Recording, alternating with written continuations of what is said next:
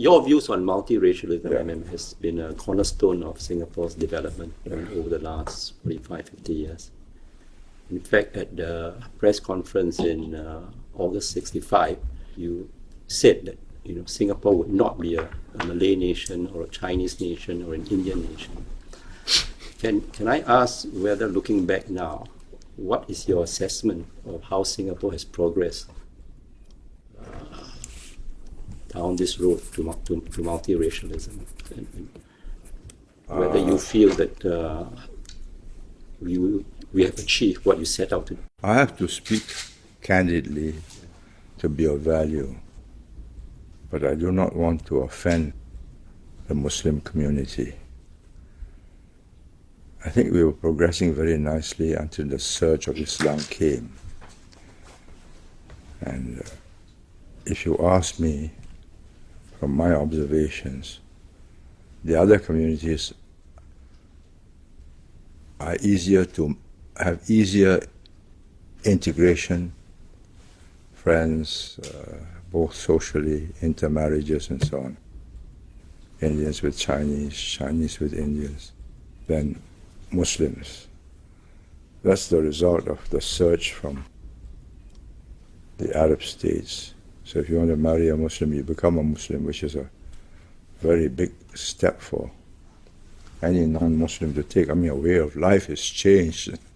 And as for the oath, the pledge every morning, I did not believe at that time that we could ever achieve it, but Raja, being the idealist, wrote it out.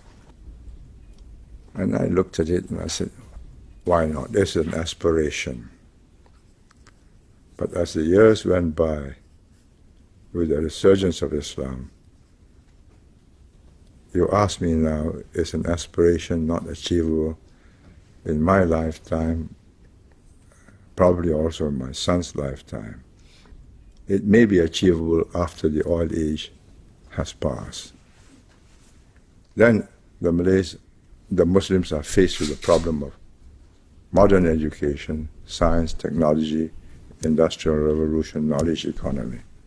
So even in Singapore, it's highly dependent on what takes place outside. Oh yes, it's a globalized world. So as long as Islam traveled to Singapore by sailing ships, it was an attenuated version of Islam. So the Islam in Southeast Asia was not Islam by the sword, but Islam by commerce.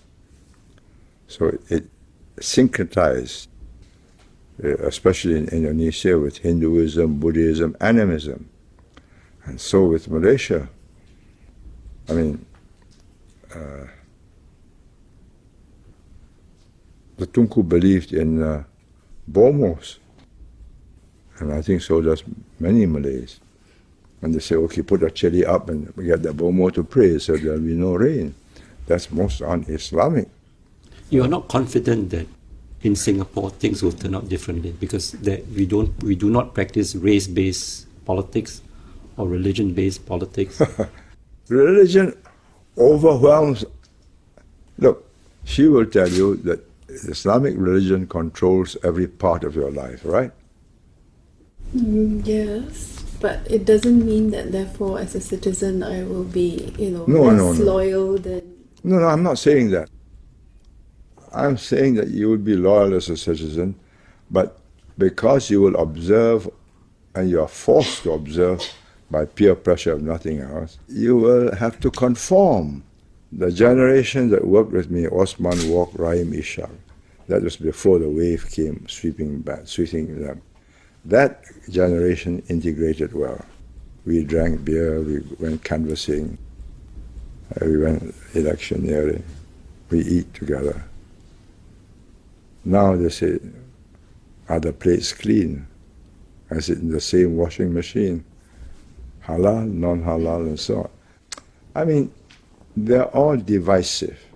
They are distinguishing me from you. I'm a believer, you're not. That's that.